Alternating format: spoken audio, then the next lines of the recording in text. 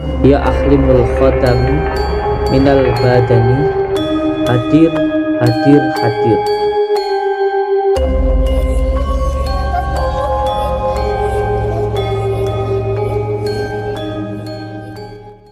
Assalamualaikum warahmatullahi wabarakatuh.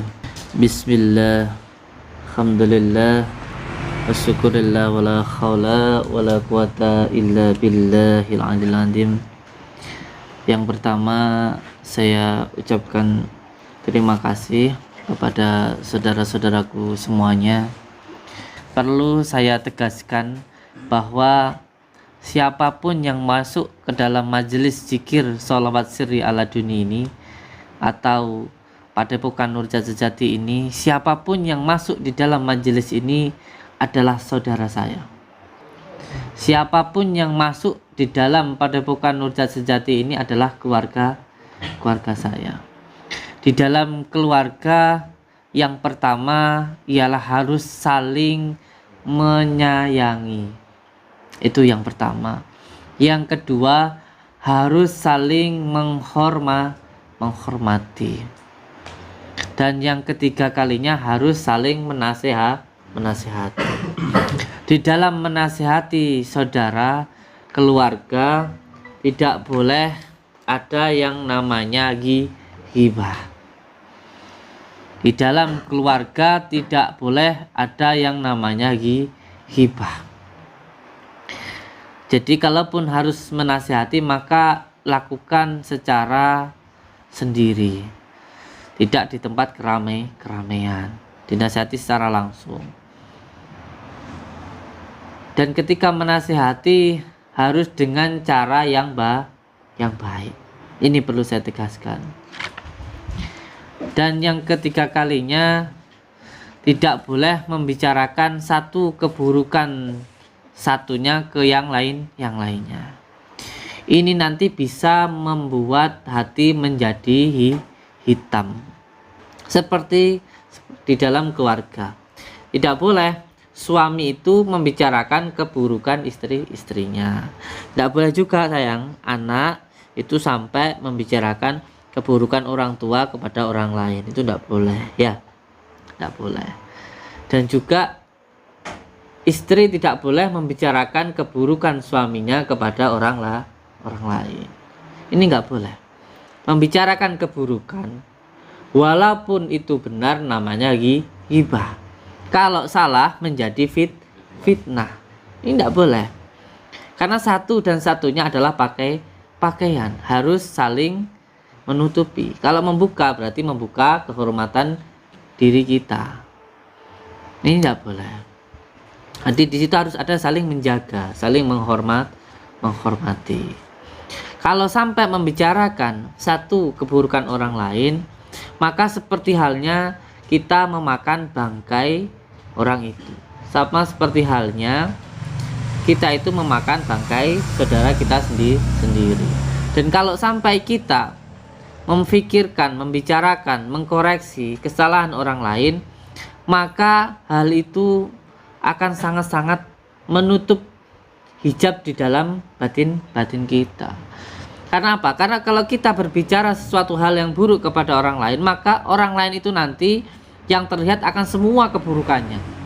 Yang terlihat akan keburukannya.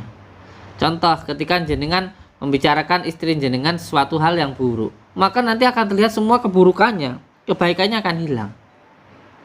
Tetapi kalau jenengan berbicara kebaikannya, insya Allah nanti akan terlihat baik. Karena hibah ini sangat besar sekali pengaruhnya, bukan hanya menyerang kepada orang yang tidak berilmu. Bahkan ini pun juga bisa menyerang terhadap orang yang berilmu. Ini hati-hati. Dosa ketiga setelah syirik, zina adalah hibah. Ini nanti bisa menghancurkan sebuah keluarga. Maka ini harus dijaga. Di dalam belajar ini nanti yang diutamakan adalah adabnya, nggih. Adab terhadap ustadz jenengan, terhadap guru-guru ini panjenengan, ya. Itu yang paling utama. Karena seberapa besar ilmu masuk ke dalam dirimu, Seberapa besar ilmu masuk ke dalam hatimu tergantung seberapa besar guru ada di dalam hatimu. Seberapa besar ilmu masuk ke dalam hatimu itu tergantung seberapa besar guru ada di dalam hatimu. Hati-hati. Hati-hati kalau sampai sudah ada sedikit saja di dalam hati ingin mengkoreksi guru, maka ini nanti tidak akan pernah masuk ilmu ke dalam hati ini panjenengan.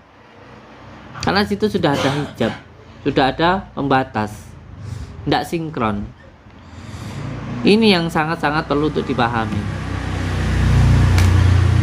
Bagaimana contoh ketika saya dahulu dijazakan asma laduni dunia, sedangkan guru saya, abah saya setiap hari itu kerjanya nyangkol.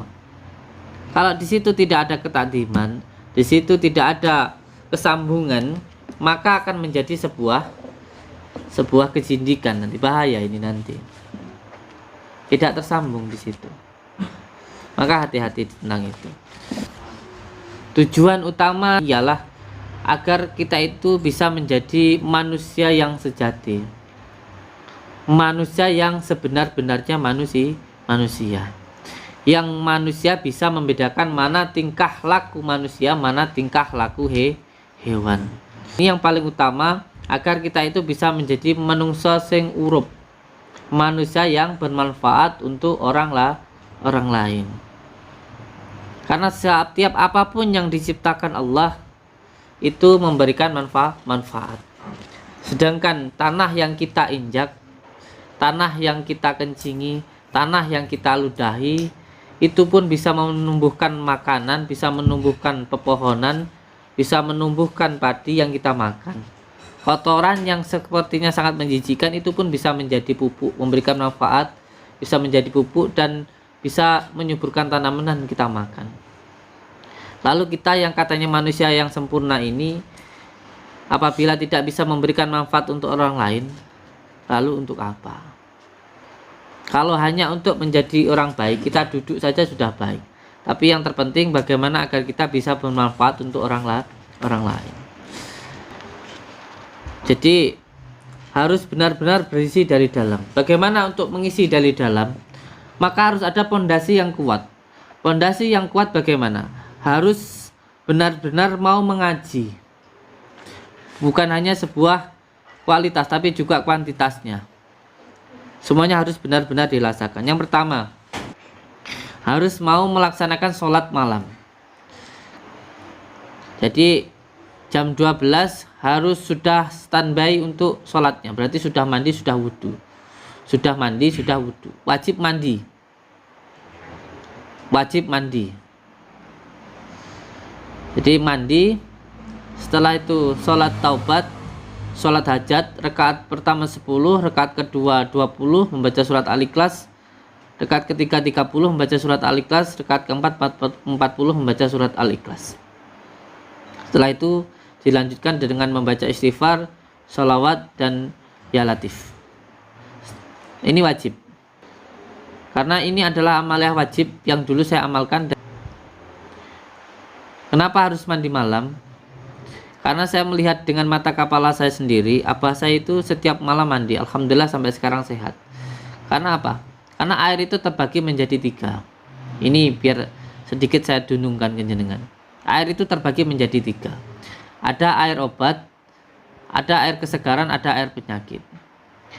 Air obat itu antara jam 11, jam 12, jam 1, jam 2 sampai jam 3. Itu air obat. Ada air kesegaran, dia bukan obat dan juga bukan penyakit. Antara jam 4 sampai jam 4, jam 4 pagi sampai jam 4 sore. Ada air penyakit. Itu antara jam 5 sore sampai jam 10 malam. Jadi insya Allah kalau jenengan lakukan mandi malam ini malah nanti menyehatkan insya Allah.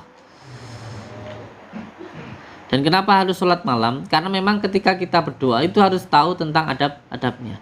Salah satunya ketika kita meminta harus tahu waktunya, yaitu malam. Ketika orang-orang tidur kita berdoa atau sholat.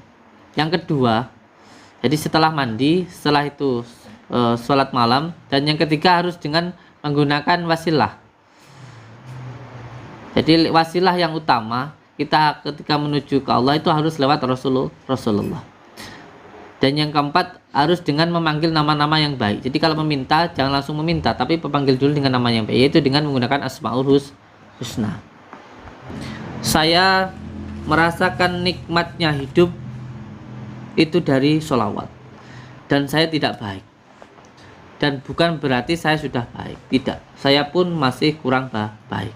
Sebab itu saya mengajak jenengan semua, mari sama-sama menjadi baik dengan sholawat. Saya merasakan kenikmatan hidup itu pun dari sholawat. Maka ketika saya merasakan kenikmatan hidup dari sholawat, saya pun juga ingin jenengan semua merasakan nikmatnya hidup dari sholawat. Saya dahulu dijalankan oleh guru saya dengan sholawat. Maka saya pun juga ingin jenengan menjalankan seperti apa yang dulu saya jalankan.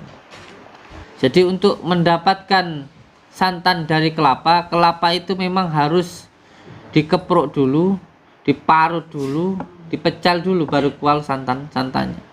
Diri kita pun juga seperti itu. Saya sendiri pun juga seperti itu. Jadi ini memang harus dipaksakan. Dan semoga bisa memberikan manfaat. Dan semoga kita semua selalu mendapatkan rahmat Allah dan dicintai oleh baginda Sayyidina Nabi Muhammad sallallahu alaihi wasallam. Semoga yang kita lakukan ini mendapatkan keridhaan Allah. Saya ucapkan terima kasih. Wabillahi taufiq wal hidayah. Wassalamualaikum warahmatullahi wabarakatuh. Allahumma salli wa sallim wa barik ala sayyidina